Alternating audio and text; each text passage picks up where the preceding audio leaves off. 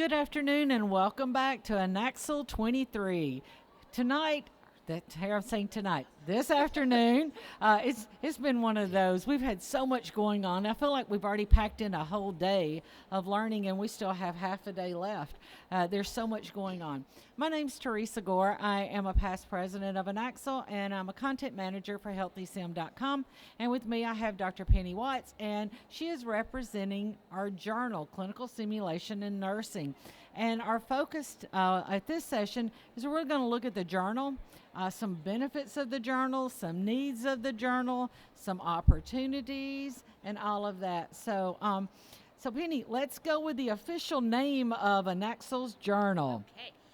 So our journal is the Clinical Simulation in Nursing, and it's been around for quite a few years. I think the first year for the impact factor we talked about was 2014. 2014 was the first impact. And I remember when it started, it was 2008. And it was, like we were doing it ourselves before we got with Elsevier. So, yes. So currently, Nicole Harder is the editor-in-chief, and she is actually at CSAM in Lisbon. So she's enjoying, I think, Europe right now. And yeah. So, I'm currently an assistant editor, so me and the editorial team have done a session for her on clinical simulation and nursing. So we're glad to be here to represent. All right.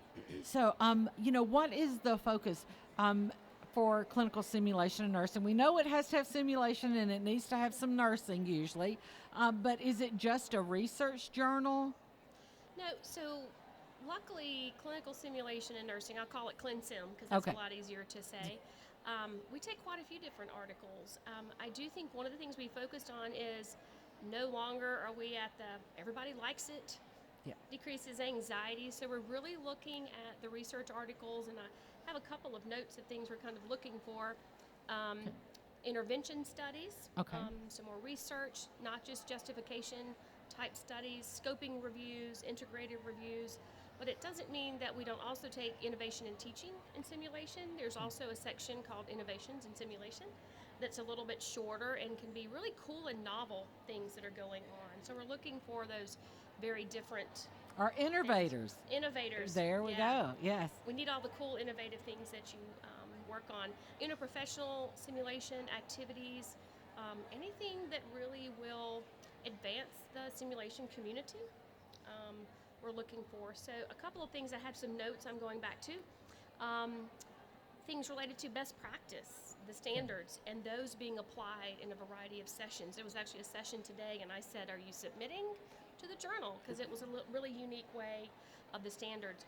Also looking at the third and fourth level of Kirkpatrick's evaluation, really not what is it like? I like it, it helps me feel better, I'm more confident, really looking at changing behavior. So quite a few things we're looking for.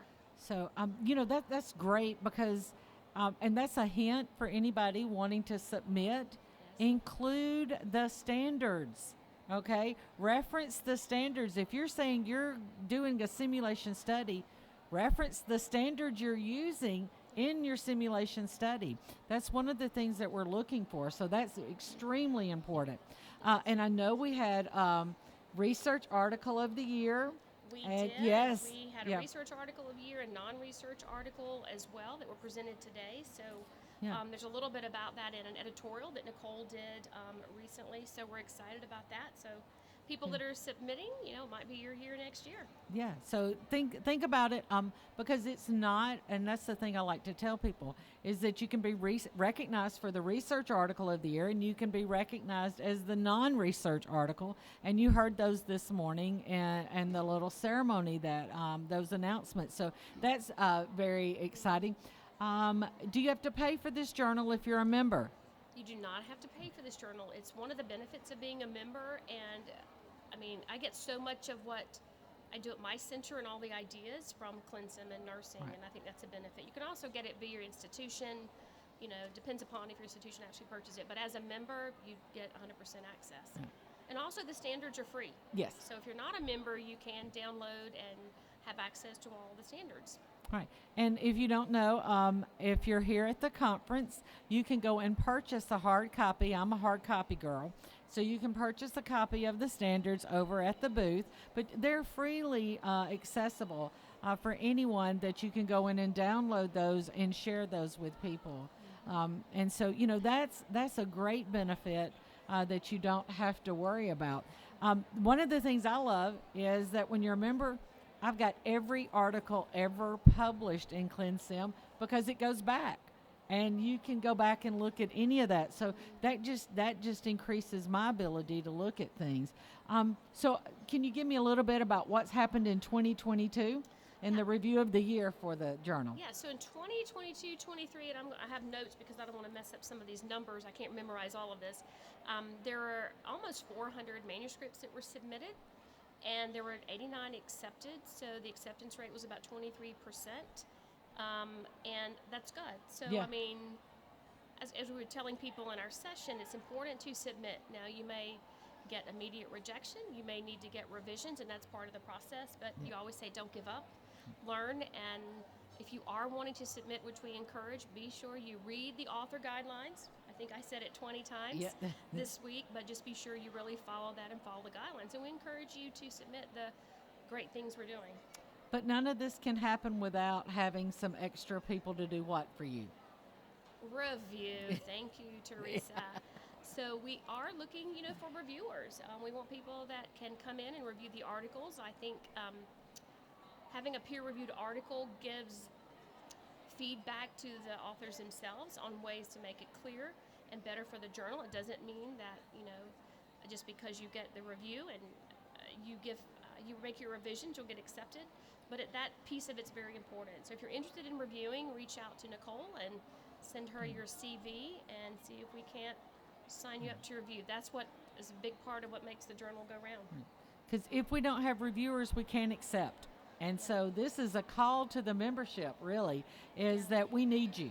We need people in the simulation community to really, this is your chance to give back to what's been given to you, okay? This is your chance to contribute to grow the simulation community and have an impact, because your feedback could really inspire the author to even go further, so that is so important.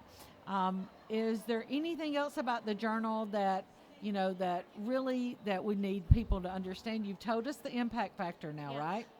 It's around 2.8 right now, which is really good. That's kind of assessed as trending up, and that's something that's evaluated, over time. So that's really good. So it shows that it is a strong journal and strong articles. I think the editorial team and Nicole do a fantastic job with that. So, I think it's important. I think a lot of people, even in our session, they weren't sure how to submit or how to write an article. And I think, we have to mentor and help our sim peeps. Yes. Our sim friends. So we're sim peeps. Yeah. Our tribe. And we have to help each other. And it's not easy these days to publish. So, but, we want those good submissions. And I think having the journal accessible to all members, you learn so much from it. Yes.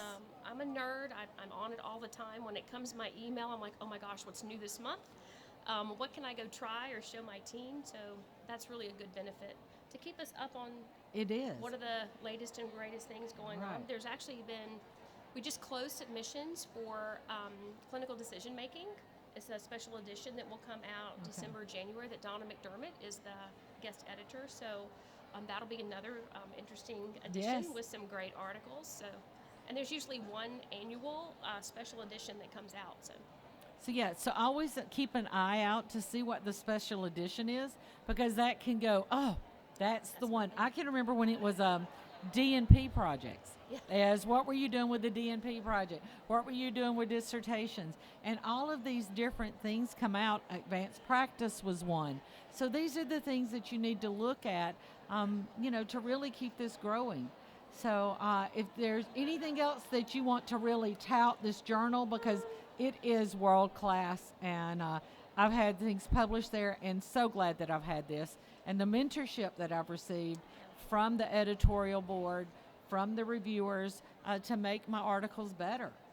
I think you learn a lot from reading the article, and I encourage any new writers to really go read every journal edition for the last 6 months to see what's already out there, just to see how it's framed, how the headings are, and to get a really good idea. And it helps your writing the more that you read.